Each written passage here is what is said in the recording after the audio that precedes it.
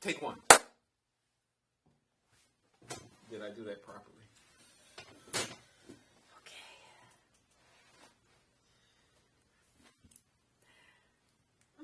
Al and Brenda's video. Take one.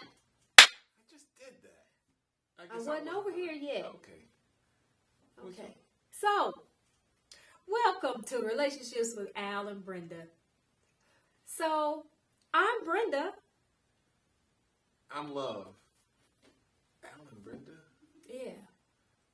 All right, so Relationships with Al and Brenda. She just named it without even consulting me. That's one of the problems in our relationship. Oh, so you don't like the fact that I name our videos without your consent? No, I don't. Okay. So, Al? It's too late now. Go ahead. Okay. So, what are we going to talk about? What do you want to talk about? I don't know. We said relationships, so what are we going to talk about relationships? What about you and me, our relationship? Okay.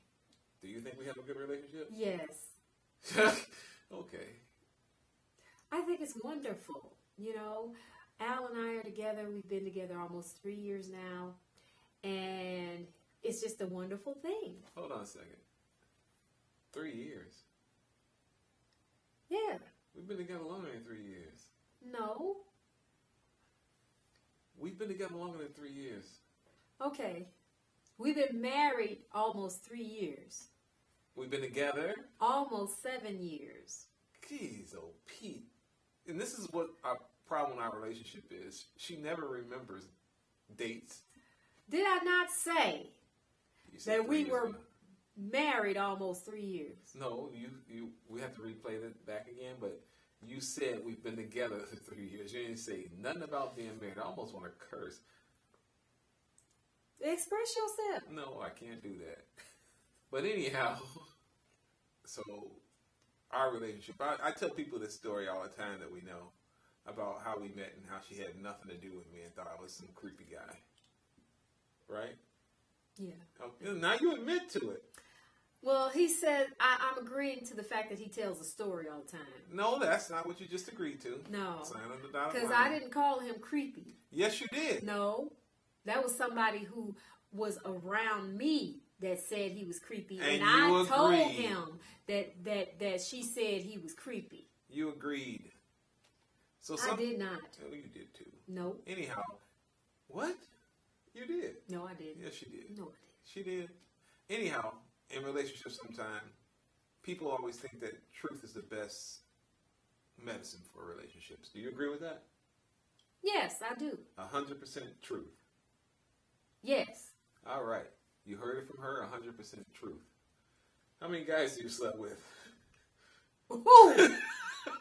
How many guys have you slept with? None. I can absolutely Okay. Same answer. Same answer. You don't like that one, huh? Well, anyhow, when we first met, I decided I was going to tell her the truth about me.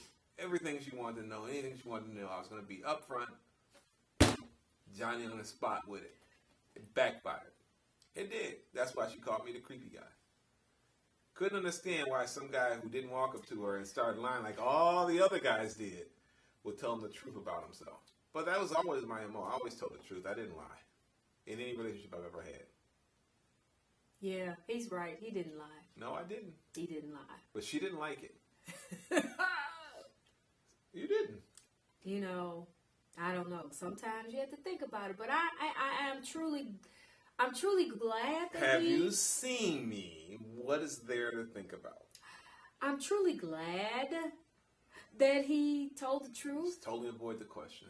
So, you know, I'm glad that he told the truth about who he was, what he had, where he was going, and all that kind of stuff. It was real easy to tell the truth because I didn't have shit. I didn't have nothing. So, what?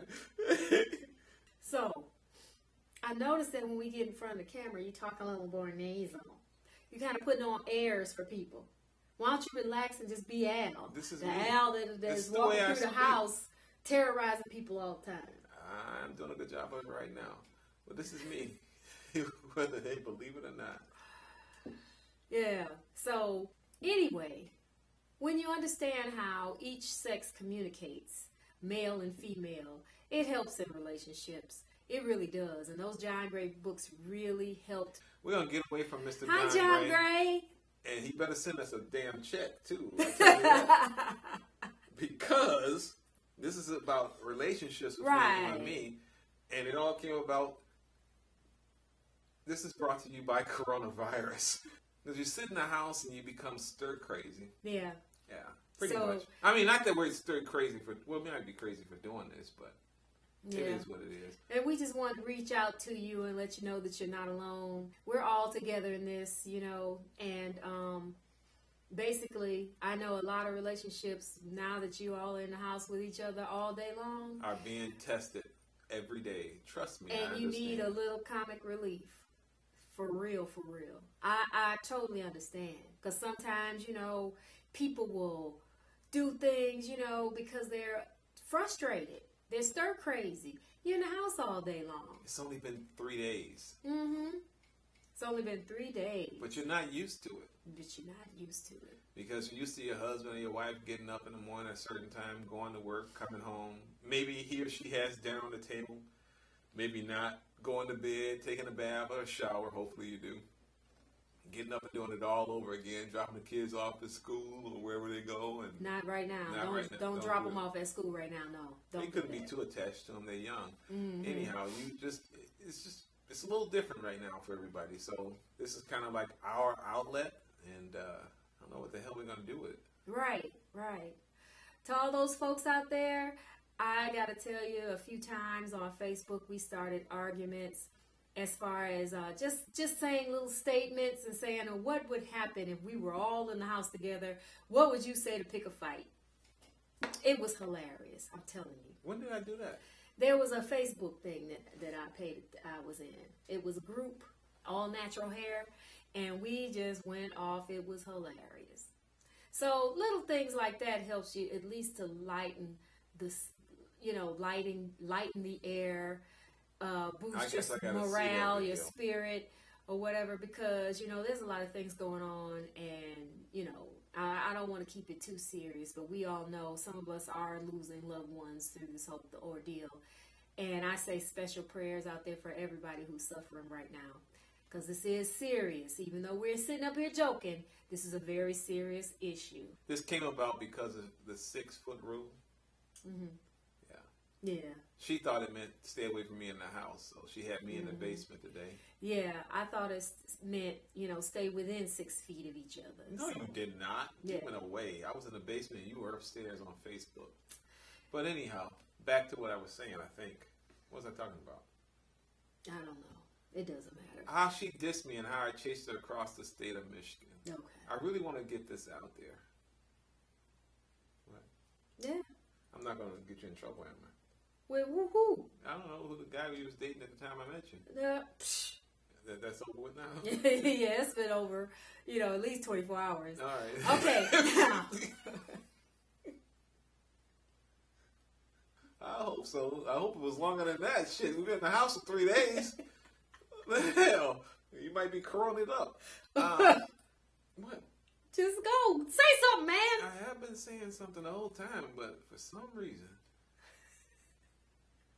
But let me tell you, on a regular day, Al and I go at it. I mean, at the grocery store, wherever we are. We don't go at it. Yeah, we do. No, we don't. Mm-hmm. No. Mm-hmm. Going at it means we're arguing. He'll say something crazy to the cashier. I'm not crazy. And then I gotta laugh to let the cashier know that it's okay. He's just joking. No, sometimes I don't. So they don't feel uncomfortable because he just leave it there. No, and I have to sometimes go. I'm not joking. I have to laugh so they know. You know, they know that he's just kidding. That's because she's uncomfortable with what I say. That's not good. Some things you just say things, just let it lie, let it simmer a little bit. No. Yes. No. Yeah. Because, I mean, you really have to see these people. I mean, these cashiers and stuff be like, they don't know if they should laugh or not. And so I just have to let him off the hook because he won't do it. He won't do it. He'll leave him like that. What's the fun in letting them off the freaking hook? Well, you know, I'm just saying. It's just, rude to sit up there and talk to people or talk about somebody or say, well, not really talk about people. He don't talk about them. So I got a question for you. Uncomfortable jokes, and it's just like they don't know if they should laugh or is he really serious. She's going to finish a statement even though I said I had a question for her. Go ahead and finish your statement. I just finished. All right, period. Yeah. All right. So why did I have to chase you all across the state in order for you to be interested in me? They want to know. Okay. I'm going to tell you this story, guys, okay? And I'm going to interject everywhere that that he wants to. You know that, right? Even if it's not worth interjecting, he's about to start interjecting in my storytelling. Go right ahead. So anyway, one day, back in, I think it was 2011, we met for the first time. Where did we meet? We met at the Locker Room Lounge on Livernois. No, we're not. Why are we plugging all these places? And it wasn't at the Locker Room Lounge. Hi, Locker Room. The first place I met you was at the casino. Oh, yeah. At the casino. So I ain't getting no shout out to them no more because they stopped their entertainment. They stopped singers and stuff from coming down there, and that's what I was down there for. Sports betting. Yeah, they're doing sports betting now. Anyhow, we met at the casino. And so I was with a band and I was singing on stage. And one of the band members who he knew. Went to school with. Shout out DB. And he said, hi, Brenda, I want to introduce you to somebody. That's not how it went. Stop. I asked if they would introduce me to her. And she was walking past, and another band member came over and said, hey, Brenda, this is Al. She goes, hey, how you doing? I kept walking. Never turned around, just kept walking and just kept going. I was like smitten at that. I was smitten before then. Didn't see her again until we met at the Locker Room. Was it your birthday? Yeah, it was my birthday. Yeah. So I was hanging out and everything, and he comes over to the table, and we're talking, and he said, I know something about you. No, I didn't. Don't go there. That's creepy. I didn't. What did you do? I didn't say I know something about you. What did you do? I watched you sing, and then I walked over and started talking to you. And I ain't saying about knowing anything about you. I said that the other time. No, we ain't at the casino right now. We at the Locker Room right, now. But you were singing at the Locker Room. Okay, so you saw me at the casino. The next time we saw you, we actually got a chance to speak was on my birthday. You just asked me that question. Right, when was the next time we saw us and where? Oh my gosh, he just said it. America. You heard him say it. You heard him say it. I know he said it. Now, so we were, having a little discussion at the table and everything, and he said, I know something about you. And I said, what? You got wrong? No, go ahead and tell your story. I got a different one, but go ahead. And he said, you're a graduate of Oakland University. And I said, how you know that? At the time, I didn't realize, or it wasn't even totally thinking about it, but the band leader of the band that I was in, he would always introduce me on stage and say that, oh, she's a graduate of Oakland University. Never mind the musical experience that I had, like he would tell everybody, oh, this trumpet player, he's toured the world. And everybody, yeah. And so, but he'd only say I graduated from Oakland University. What was the point of saying that? Because I wanted to put it on there. Okay. So that's what he remembered at the casino. And so when he came to me, I was more or less like, I couldn't remember that part. I didn't remember that they always said that I graduated from Oakland University. So I thought he was stalking me, really. I really did. I was. Well, they don't call it stalking in my family, though. In your family? Just the rest of the world. Not his family. So, he asked me out.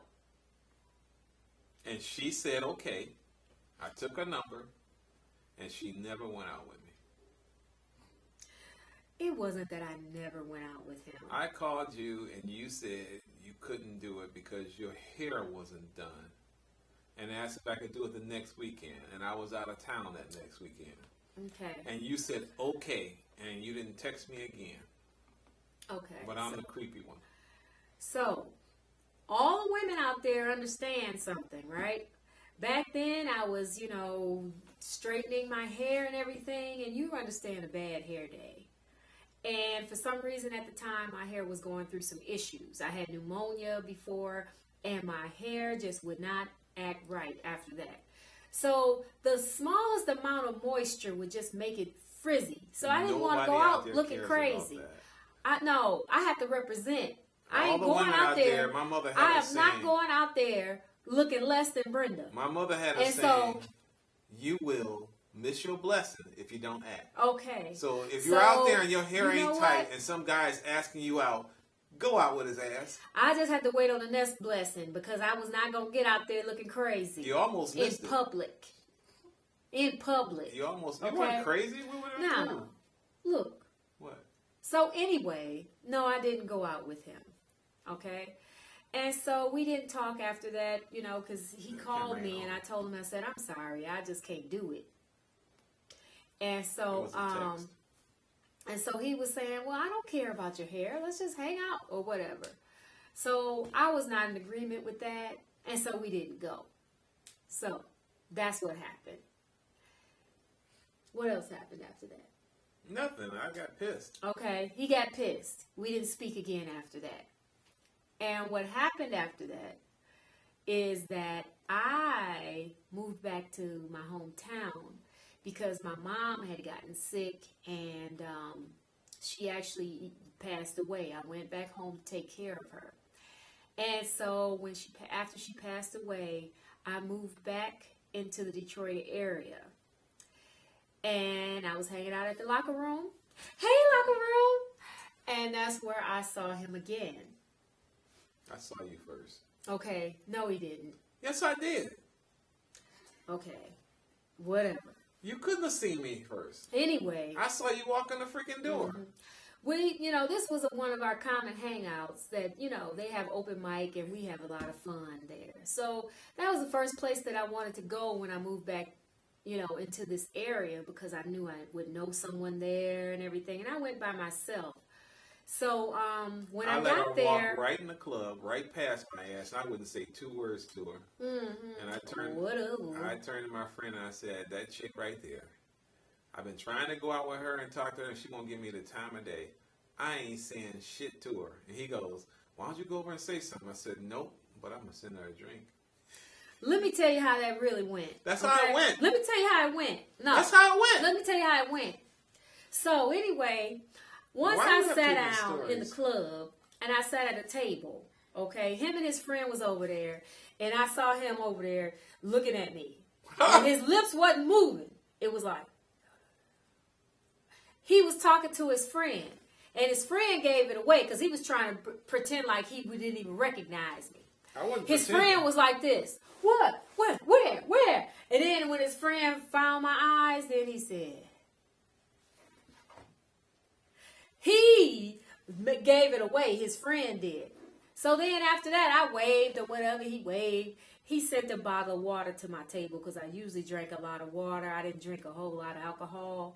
I'm a lightweight when it comes to alcohol. So most of the time I was drinking water.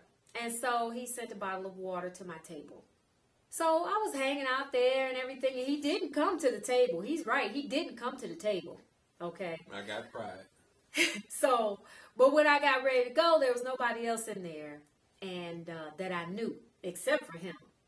So I looked at him and I said, and he came over to the table and I asked him, I said, well, would you please walk me out to my car? That's not what happened. You called me. What? You called me and said, you didn't go. I did. That would entail I was watching you the whole time. That was not true. He was watching me the whole time. God. The whole time. No, that's not what happened. The whole time. No, you said Al. And the guy I was with said, she calling you. And when I looked, you said, No, it was more like, get your ass over here. No, it was. Could you walk me to my car? It was very seductive. Whatever. Could you walk me to my car because I'm afraid? Well, I don't know I didn't say I was here. afraid and I didn't know anybody here. I asked him would he walk me. I was getting ready to go. Would he walk me to my car? Then why'd you want me to and walk you to the car? And he said, sure. I did. I broke my neck trying to walk you to the car. But it was. See, I can admit the truth, but you can't. I knew I parked in a very dark place, and I just didn't want to walk over there by myself. Your car? Which one? Which was in a dark place? Your mind or the car? My car was in a dark place. All right. So as we were walking, we were talking and everything, and I told him that my mom had passed. And so he was basically, oh, sorry to hear that and everything. And then I wasn't pissed anymore because then I understood why she didn't go out with me. Yeah, so then I left, and then the very next day I get a text. And the text said, so how about that dinner? And I was like, oh, okay. Well, let's go. And so we did go to dinner, and we had a good time. He's good company. You're talking about pet or something. No, but we talked, and we had a lot of fun. We ate food or whatever. So it was a good date. And the next time we went out. No, we've been together ever since. Yeah. And we've been together. We've been together ever since. That didn't sound good. We're going to edit that part out. Okay. Yeah, we'll edit that part out. And we've been together ever since. So what was the best part? What oh, shit. What worked in our relationship to make us stay together for so long? I don't think she believes any of this shit. Communication and trust. Those are two things that you need in a successful relationship. So back to my original question. Uh-huh. How many guys did you date? Before I dated you? Huh? Yeah. I mean, people go out on dates all the time. The first time you were rude asking me how many I slept with. That's the same thing. That's rude. Ain't it? Ain't it the same No. thing? Oh. I thought it was the same thing. My God. Huh? Now. What? Okay, so what else?